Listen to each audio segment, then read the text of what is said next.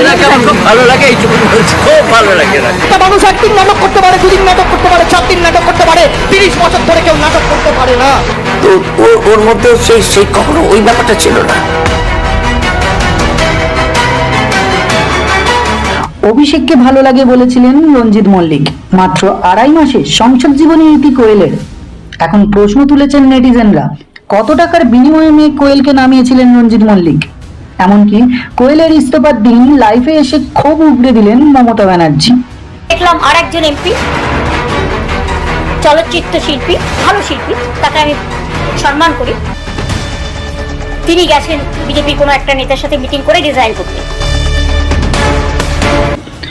অভিষেক ব্যানার্জিকে দেখা গিয়েছিল রঞ্জিত মল্লিকের বাড়িতে। প্রশ্ন উঠেছে, কত টাকার বিনিময়ে বিক্রি হয়েছিলেন কোয়েল মল্লিক? তবে কি সব টাকায় বৃথা গেল তৃণমূলের? রঞ্জিত মল্লিক বলেছিলেন, অভিষেককে আমার খুব ভালো লাগে, কিন্তু মাত্র 2.5 মাসেই সংসদ জীবনে ইতি টানলেন কোয়েল। তৃণমূলের মুসুল পর্ব, রাজ্যসভার সংসদ পদ ছাড়লেন কোয়েল মল্লিক। নির্বাচনে ঢাকে কাঠি পড়তে তখনও বাকি। পশ্চিমবঙ্গে তখনও তৃণমূলের শাসন।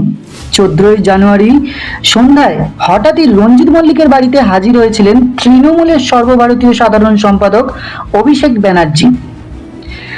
খবর বোধহয় আগে থেকেই ছিল। অভিষেককে স্বাগত জানাতে আগে থেকেই অপেক্ষা করছিলেন রঞ্জিত ও তার স্ত্রী দীপা মল্লিক। গাড়ি থেকে নেমে রঞ্জিতের দিকে এগিয়ে যান অভিষেক। পায়ে হাত দিয়ে প্রণাম করেন কোয়েলের বাবা ও মাকে। হাসি মুখে অভিষেককে বুকে টেনে নিয়েছিলেন রঞ্জিত মল্লিক। কাঁধে হাত রেখে বাড়ির ভেতরে নিয়ে গিয়েছিলেন। সেই রঞ্জিত মল্লিক ও তার মেয়ে কোয়েল মল্লিক রীতিমতো পাল্টি মারলেন। শোনা যাচ্ছে বিজেপিতে নাম লেখাবেন কোয়েল। দেখা করেছেন বিজেপির এক বড় নেতার সঙ্গেও। এই নিয়ে এখন প্রশ্ন উঠেছে, কত টাকায় বিক্রি হয়েছিলেন অভিনেত্রী তৃণমূলে আসার জন্য, আর এখন কত টাকার বিনিময়ে বিজেপি কিনে নিচ্ছেন কোয়েলকে?